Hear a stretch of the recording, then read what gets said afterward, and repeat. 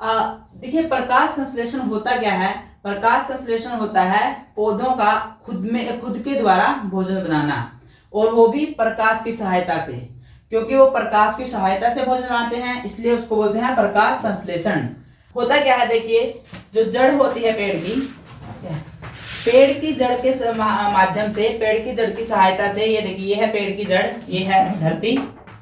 पेड़ की जड़ की सहायता से पेड़ के तने में, ये है पेड़ का तना, पौधे का तना, ये इस पेड़ के तने में नीचे से क्या पहुंचता है, जल और खनिज। खनिज होते हैं जो हमें ऊर्जा प्राप्त करते हैं, कार्बोहाइड्रेट, वसा, विटामिन, और ये होता है जल।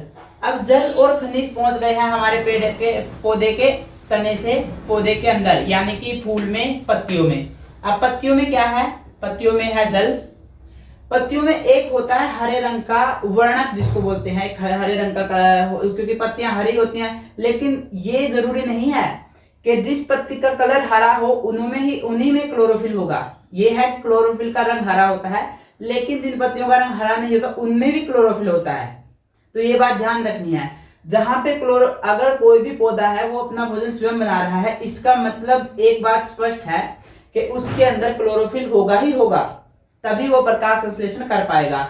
इस समीकरण, जब मैं आपको समीकरण बताऊंगा तब आप इसको अच्छे से समझेंगे। होता क्या है, अपने जो है हमारे वातावरण के अंदर होती है कार्बन डाइऑक्साइड। कार्बन डाइऑक्साइड प्रवेश करती है पत्तियों में। अब ये देखिए, ये आपको दिखाने का प्रयास किया है कि जो द्वार कोशिकाएं होती हैं, ये पत्ती को मैंने बड़ा करके दिखाया है। अगर आप कभी अपने विद्यालय में जाकर के सूक्ष्मदर्शी जो होती है उससे देखोगे तो आपको यही चीजें दिखाई देगी पत्ती के अंदर। और पत्तियों के अंदर एक छोटे छोटे सूक्ष्म द्वार, जिन्हें रंध्री द्वार बोला जाता है, जिन्हें के रंध्री द्वार बोलते हैं हम, जिन्हें, वो होते हैं, बहुत बहुत सूक्ष्म होते हैं वो, इतना कि हम उन्हें नंगी आंखों से नहीं देख सकते। उनके माध्यम से क्या होता है कि कार्बन डाइऑक्साइड जो है वो पत्तियों के अंदर प्रवेश करती है। अब कार्बन डाइऑक्साइड चली गई है पत्तियों के अंदर, नीचे से क्या आया नीचे से जल। अब जल है हमारे पास में कार्बन डाइऑक्साइड है, और हमारे पास है क्लोरोफिल। अब प्रकाश संश्लेषण के लिए हमें एक और चीज चाहिए है, हमें चाहिए है सौर ऊर्जा। सौर ऊर्जा हमें कहां से मिलेगी, सूर्य के द्वारा। सूर्य की जो ऊर्जा आ रही है वो सीधी आ रही है पत्तियों के पास। अब हमारे पास में जो भोजन बनाने के लिए पौधों को जो 4 चीजें चाहिए है, वो हमारे पास में सब कुछ है।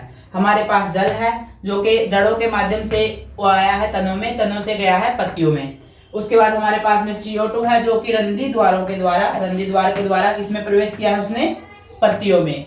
अब उसके बाद हमारे पास में क्लोरोफिल है जो कि पत्तियों में पहले से ही मौजूद है, और सौर ऊर्जा भी हमारे पास में आ गई है। अब हम देखते हैं समीकरण। तो हमने अभी आपको बताया था कि कैसे सूर्य के माध्यम से पत्तियों में जो क्लोरोफिल होता है उन सब के माध्यम से पौधे अपना भोजन बनाते हैं।